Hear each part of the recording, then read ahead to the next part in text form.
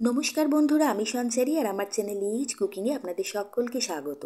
আজকে নিয়ে এসেছি আলু, বেগুন, বড়ি, গাজর দিয়ে পালং শাকের দারুণ একটা রেসিপি। খেতে খুব ভালো লাগে, বানানো খুব সহজ। দুয়াটি পালং শাক নিয়ে ভালো করে ধুয়ে বেছে ঘন কুচি করে কেটে নিয়েছি। সাথে নিয়ে নিয়েছি দুটো মিডিয়াম সাইজের গাজর আর একটা বড় সাইজের আলু, খোসা ছাড়িয়ে ডুমো ডুমো করে কেটে ধুয়ে নিয়েছি। আর নিয়েছি বড় মাপের একটা বেগুন। বেগুন কালো রঙের বা সবুজ রঙের যে কোনো বেগুনই নেওয়া যেতে পারে। বেগুনটাকেও ডুমো ডুমো করে কেটে নিয়েছি। সব কিছু গুছিয়ে নিয়ে এবার চলে এলাম রান্নার মূল পর্বে। প্রথমে কড়াইতে রিফাইন্ড অয়েল গরম করে তার মধ্যে বেশ কয়েকটা বড়ি দিয়ে আমি একটু লালচে লালচে করে ভেজে নেব। যে কোনো শাকেই কিন্তু বড়ি দিলে তার স্বাদ দ্বিগুণ হয়ে যায়, আর পালং শাকের ক্ষেত্রে কিন্তু বড়ি দিলে স্বাদ অনেকটাই ভালো হয়ে যায়। খাওয়ার সময় বড়িটা মুখে পড়লে স্বাদ দ্বিগুণ হয়ে যায়। তো বড়িগুলোকে বেশ লালচে লালচে করে ভেজে নিয়েছি, আর ভেজে নেওয়ার পরে কিন্তু বড়িগুলোকে একটু হাত দিয়ে চাপ দিয়ে দিয়ে আর্ধেক কুচি করে বা একটু ছোটো ছোটো টুকরো করে এটাকে রেখে দেবো আলাদা করে। আর যে পরিমাণ তেল এখন কড়াইতে আছে সেটাতে আমি ভেজে নিচ্ছি বেগুন।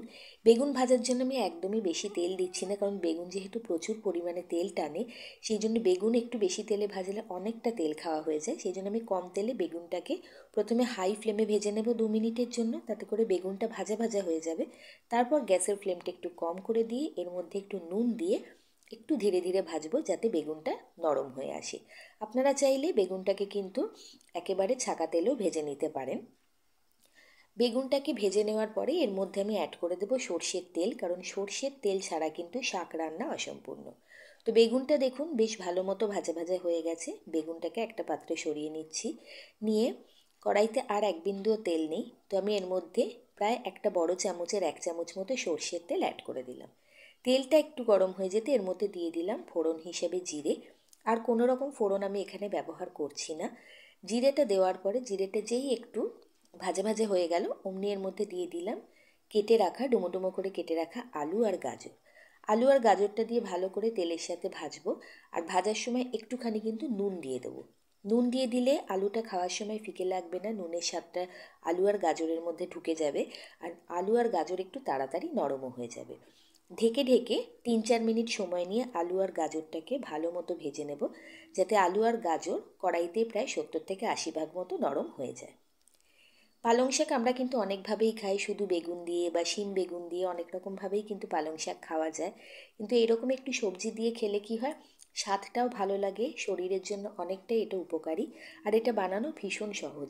শুধু ভাতের সাথেই নয়, কিন্তু রুটির সাথেও এটা খেতে খুব ভালো লাগবে। তো আলু আর গাজর মোটামুটি 70-80 ভাগ মতো ভাজা কমপ্লিট হয়ে গেছে। এবার আর কড়াই থেকে আলু গাজরটাকে ওঠাচ্ছি না। কুচিয়ে রাখা পালং শাকগুলো এখন এর মধ্যে অ্যাড করে দিলাম। দিয়ে পালং শাকটাকে ভালো করে আলু গাজরের সাথে মিশিয়ে নেব। মেশাতে মেশাতেই কিন্তু পালং শাক থেকে জল বেরোতে শুরু করবে, এবং 1-2 মিনিটের মধ্যেই পালং শাক একেবারে পরিমাণে কমে গিয়ে একদম নেতিয়ে যাবে। আর পালং শাক যেহেতু ভীষণ নরম, 3-4 মিনিটের মধ্যে কিন্তু কড়াইতে যাওয়া 3-4 মিনিটের মধ্যে কিন্তু রান্নাটা হয়ে যায়।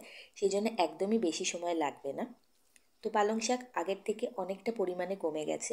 এবার এর মধ্যে আমি অ্যাড করে দিলাম বেশ কিছুটা পরিমাণে নুন, যাতে করে পালং শাকের যেটুকু জল আছে সেটুকুও বেরিয়ে যায়। আর যে জলটা বেরোবে সেই জলে কিন্তু আলু আর গাজর যেটুকু সিদ্ধ হওয়া বাকি আছে সেটুকুও হয়ে যাবে।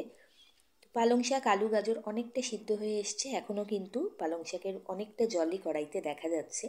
এই সময় আমি এর মধ্যে দিয়ে দিলাম বেশ কিছুটা পরিমাণে হলুদ, আর দিলাম স্বাদের জন্য সামান্য একটু চিনি। যেহেতু আলু গাজর বেগুন সব কিছু ভাজার সময় আমি নুন দিয়েছি, শাকের মধ্যেও নুন দিয়েছি, সেই জন্য আলাদা করে এখন আর আমি নুন দিলাম না। একটুখানি চিনি দিলাম, কারণ চিনিটা দিলে স্বাদটা খুব ভালোভাবে অ্যাডজাস্ট হবে। একদমই কম মশলায় কম তেল মশলায় কিন্তু রান্নাটা হয়ে যায়। এখন কিন্তু সমস্ত কিছু ভালো মতো মজে এসেছে, আর একটু একটু কিন্তু পালং শাকের জল এখনও আছে। ঠিক এই সময় আধগুঁড়ো করে রাখা বড়িটা আমি দিয়ে দিলাম। ওই জলের সাথে বড়িটা ভালোভাবে মিশে যাবে এবং বড়িটা বেশ একটু নরমও হয়ে আসবে। বড়ির ক্রাঞ্চটা থাকবে, কিন্তু বড়ি কিন্তু নরম নরম হয়ে যাবে। এবার সব কিছু ভালোভাবে মিশে গেছে, এখন কিন্তু আর খুব বেশি জলের পরিমাণ দেখা যাচ্ছে না। শেষের দিকে এসে এর মধ্যে অ্যাড করে দিলাম ভেজে রাখা বেগুন। আর বেগুন দেওয়ার সাথে সাথেই কিন্তু বেগুনও কিন্তু বাকি জলটাকে শুষে নেবে, নিয়ে বেশ একটা থকথকে মাখা মাখা পালং শাক কিন্তু রেডি হয়ে যাবে। এইভাবে কখনো বানিয়ে খেয়ে দেখবেন, খেতে খুব ভালো লাগে। আর ছোট্ট এই রেসিপিটা ভালো লাগলে অনুরোধ করব বন্ধু হয়ে পাশে থাকার জন্য, চ্যানেলটাকে সাবস্ক্রাইব করে দেওয়ার জন্য, রেসিপিটা শেয়ার করার জন্য। ভালো থাকবেন, সুস্থ থাকবেন।